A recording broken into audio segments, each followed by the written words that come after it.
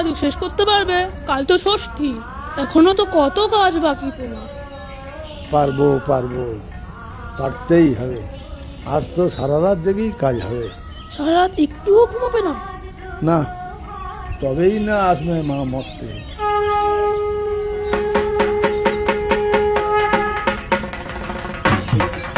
তোর কি মনে হয় তাও শেষ হবে আজকে রাতের মধ্যে?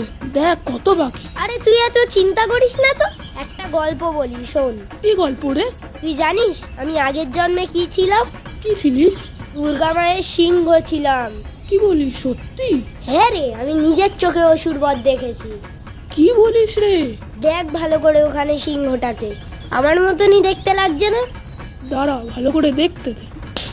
তাহলে বলতো মহিষাসুরের রক্তের কেমন টেস্ট? তুই তো মহিষাসুরকে কামড়েও ছিলিস।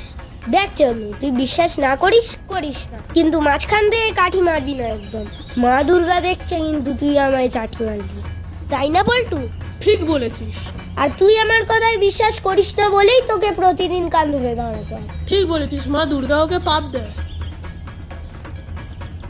এটা আজ পড়ব, এটা সপ্তমীতে, এটা অষ্টমীতে, এটা নবমীতে, আর এটা দশমী।